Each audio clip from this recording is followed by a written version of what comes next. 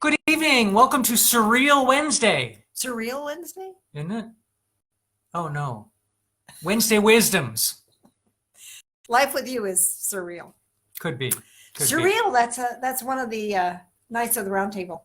Surreal. Surreal. Oh, Yeah. ouch. Yeah. Nobody's here yet to watch this. Okay. Sandy's here. So, sorry, and Valerie. So, sorry. So, He's not sorry. Scott. He's Hi, not Scott. sorry. How's Florida So you're going to today? have to rewatch this because the first little bit we were silly. Anyway. We were?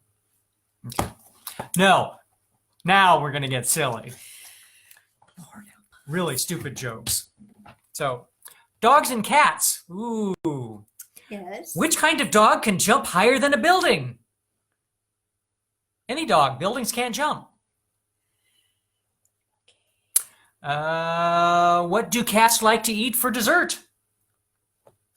Mice cream. I know, they're terrible. What should you know before you teach a dog a trick? No more than a dog. True. Which movie is a feline favorite? The Sound of Music. Music. Okay.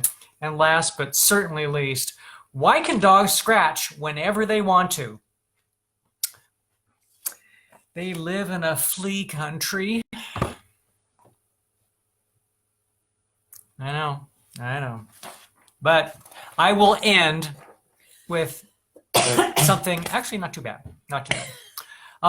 One evening, I know. One evening, an old Cherokee told his grandson about a battle that goes on inside people. He said, "My son, the battle is between two wolves inside us all. One is evil. It is anger, envy, jealousy, sorrow, regret, greed, arrogance, self-pity, guilt, resentment, inferiority, lies, false pride, superiority, and ego. The other is good. It is joy, peace, love, hope, serenity, humility, kindness, benevolence, empathy, generosity, truth, compassion, and faith." The grandson thought about it for a minute and then asked his grandfather, "Well, which wolf wins?" And the old Cherokee simply replied, "The one you feed." Don't feed the beast. The beast. That's it? That's all for you? That's it. Get close so people can hear you. They can see you. So, yeah, I'm going to move. Oh, goodness. I've got a bit of glare here. Can you see where that's coming from? In my glasses? Can you see? Yeah, okay. Well, we can't figure out where that's coming from, so I'll just keep my head down and you should be fine. Well, I wanted to talk to you a little bit today about what we're talking about on Sunday, about hanging on to fear and letting go. I think this letting go thing is really hard. A couple of years ago, my brother and I went to Sedona, and we actually experienced the Sedona method. And the whole workshop for a week was how to let go. And so I wanted to share with you a quote from Hale Dwoskin, who is the Sedona method guy. There's probably a better term than that. But anyway. So the Sedona method is to assist in letting go of current emotions, past trauma, and future anxieties. That kind of sums it up, doesn't it?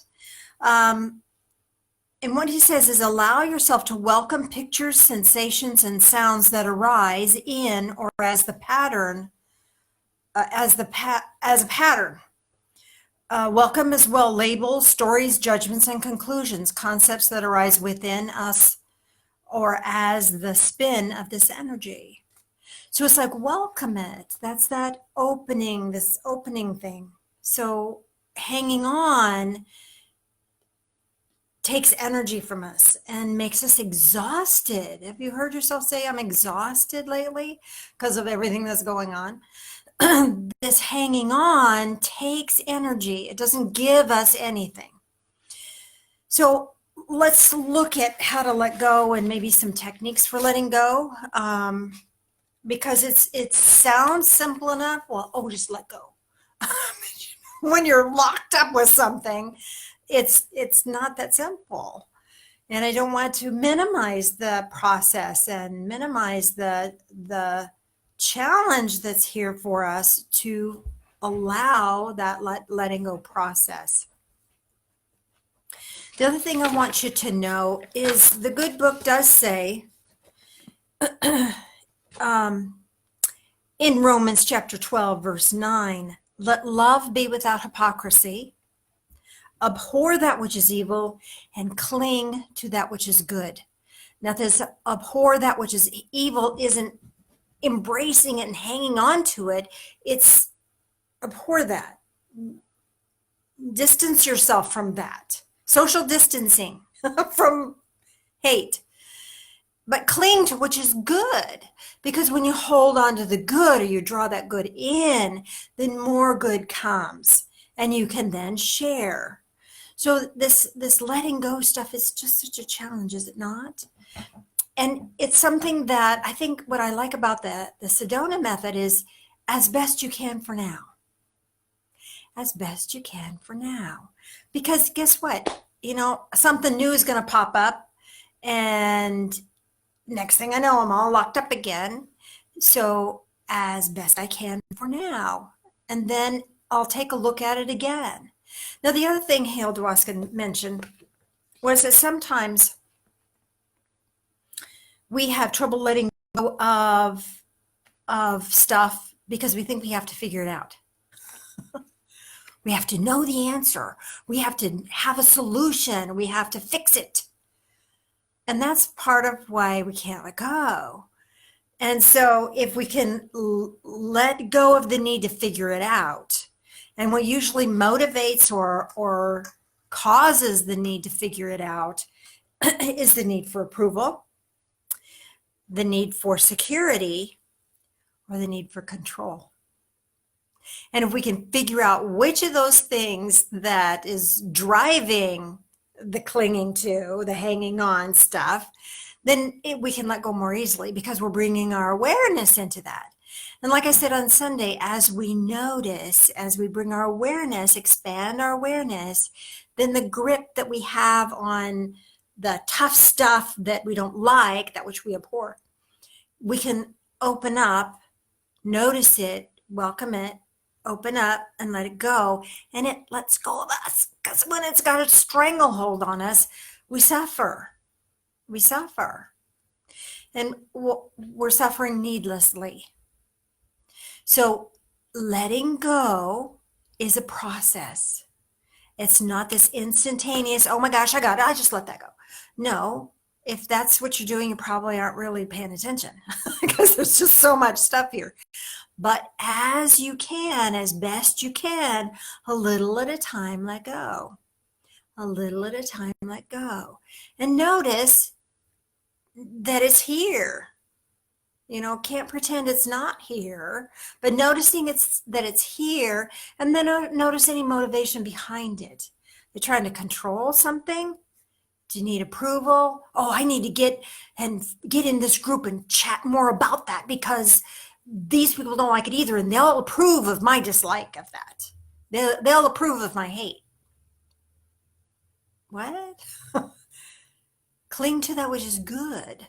Don't cling to the stuff that's going to knot you up. Okay? So is it approval, security? Do we feel unsafe? Well, there's a lot of stuff going on that could generate that kind of feeling. If we're looking at it from the physical standpoint, when we're looking at it from the spiritual standpoint, there's nothing that can mess us up. Earlier in Romans, I wasn't going to read this, but I really want to, my favorite verse, if I can find it again. Here it is. Romans 8:38.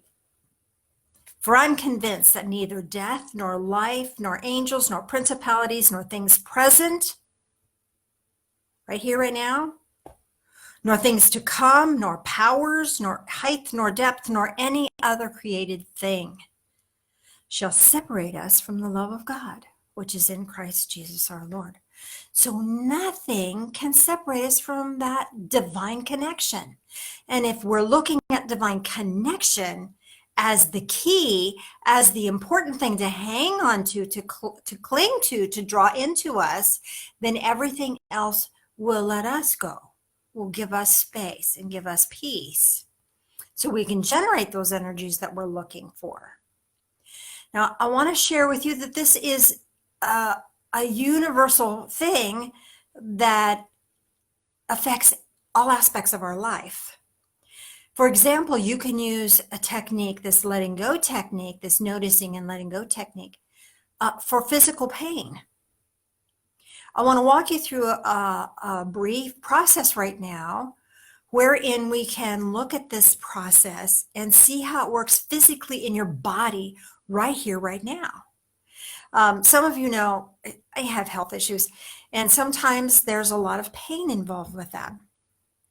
And some of it's from injury, past injuries, and some of it's just old age, and some of it's doing stupid stuff like carrying bark mulch or something for the garden. But one day I was just really, really suffering. But anyway, let me tell you this before that. So I don't want to tell you that. Yeah, I do. No, I don't. Okay. Let's just get to the process. I'll tell you more about that maybe later. So anyway, I was laying in bed and I was hurting everywhere. And, you know, I don't like to take stuff because there's always a consequence for stuff we take. So I didn't want to do that. So I was just laying in bed hurting. I thought, oh, I got tools. Let me use my tools. Let me pull this tool out of my toolbox. Because, you know, suffering is optional. Pain happens, but suffering is optional. So I looked in my body and I tried to find where it didn't hurt. And I have to tell you, the only thing that didn't hurt was my eyelashes and my right thigh. Everything else had an ache or a pain. My feet hurt, my neck hurt, my back hurt. I couldn't breathe, my tummy hurt. I was not doing well at all. But my right thigh had no pain. And I noticed it. I paid attention to that. Normally when we're hurting, we go, oh man, that hurts. Oh, I hurt. Oh, I hurt. And we hold that and we cling to that pain, don't we? Because that's human nature, to comfort and secure that and make sure it's okay. But that doesn't really get rid of the pain. It just kind of is part of what we do. So I noticed my right thigh and how it didn't hurt. Now I got down to the knee, it was kind of painful. Got up to the hip, that was painful. But in my thigh itself, there was no pain. So I just noticed that. And I told myself, oh, look, no pain. All clear, all clear, all okay, all okay. And as I noticed the all okay, pain in my neck eased up. And as I kept focusing on this all okay spot, it traveled. And soon my right knee was all okay. And soon my right hip was all okay. And soon my right ankle was all okay. And soon my low back was all okay. And I kept focusing on the all okay. And I didn't notice the pain part. I let it be. You know, I wasn't pretending I wasn't there, but I allowed it to be and was focusing on what was all okay. And as I did that, my body released the pain.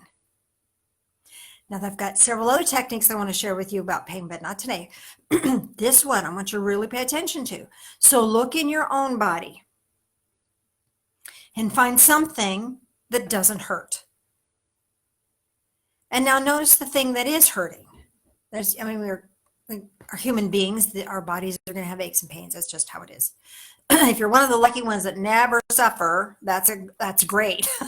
Hang on to that if you can. So notice what is all okay and bring your full awareness and your full attention there. Now, that doesn't mean that you're going to ignore the pain. The pain is still going to be wherever the pain is in your body. You're not stifling it or shutting off or pretending it's not there. You're just focusing elsewhere. And as you focus elsewhere, notice that the pain is less pronounced. And tell yourself, all okay. This part of my body, right here, right now, is all okay. And as you express all okay, the word all okay itself is clearing and cleansing, and it clears your mind from hanging on to that which doesn't serve you anymore. Pain doesn't serve us anymore. And you can do the same thing with political things that are going on, emotional things that are going on in your life. Find something in your world that is okay and focus your full expanded awareness on that. Now, I'm hoping you're following along with me and looking at your body. Notice your body. Do this in your body for now, because this is really important for you to get. It's a really powerful technique, not just only for moving through physical pain, but for dealing with life's challenges. And we're under some big challenges right now.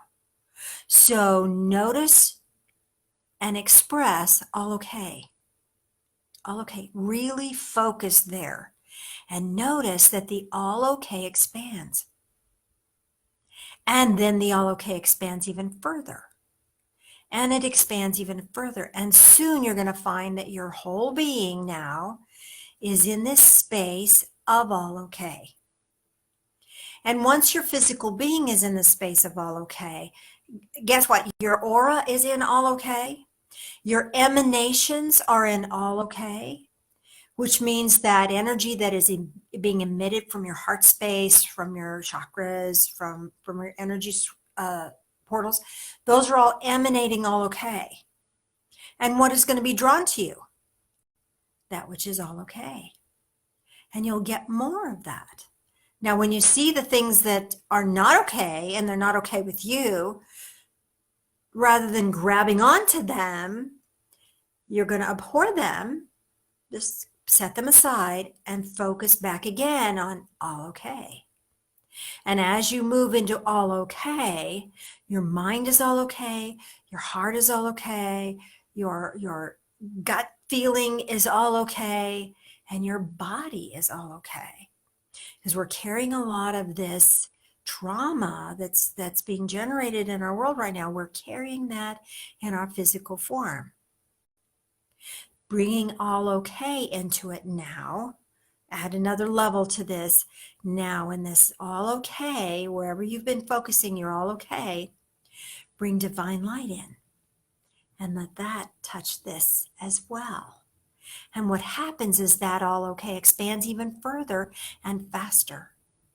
And it's an even deeper all okay. It's not just, oh, it's okay. It's okay. Makes sense. There's a huge difference there. So bring the light of love in. Now, how do you do that? Well, there's no wrong way to do that. Ask, and it shall be given. So ask. I'm focusing on my all okay space. Living spirit of love. Bring light and more all okay into that space and see what happens. How's that feel? Doesn't that feel wonderful?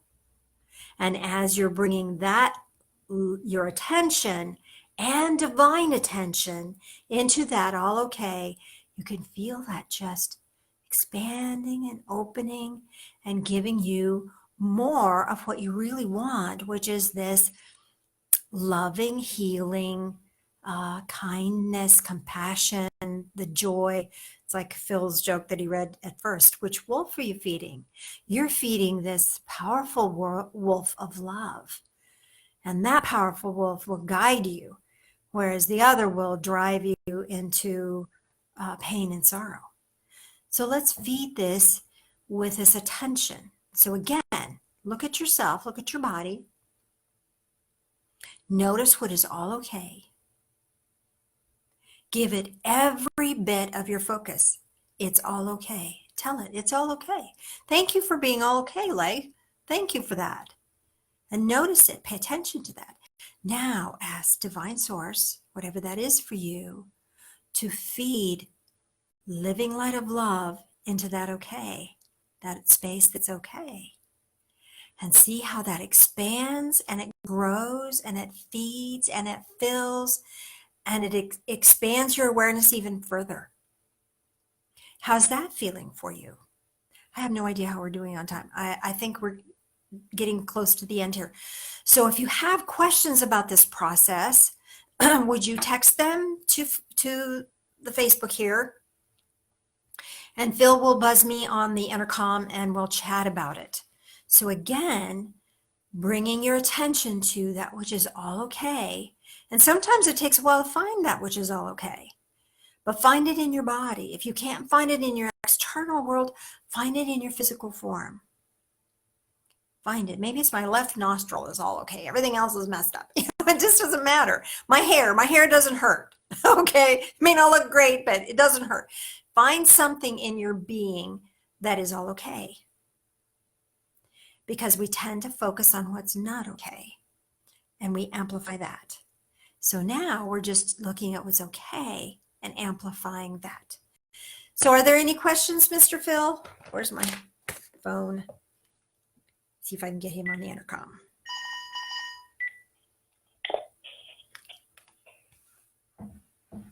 Were there any questions or comments, Mr. Phil?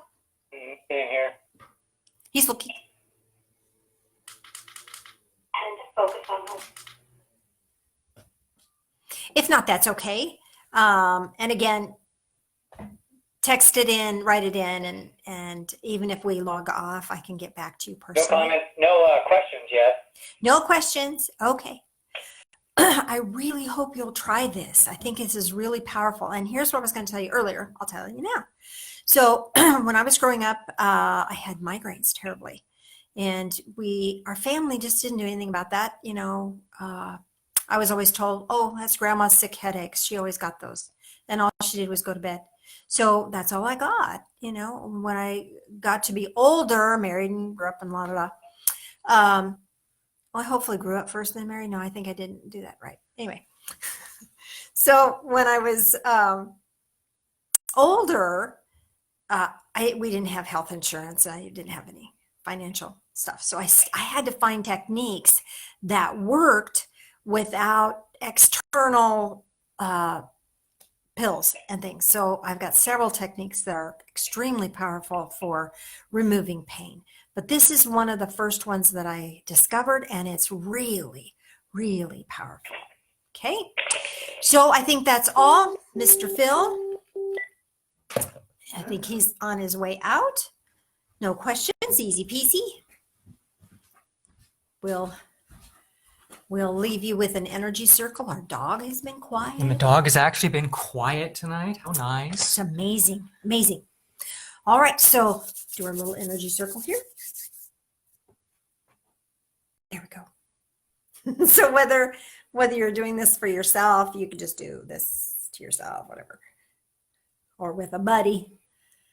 Bringing that energy in, that living light of love is connected to you, is desiring to help you, wants to bless you, and you have a right to ask for it.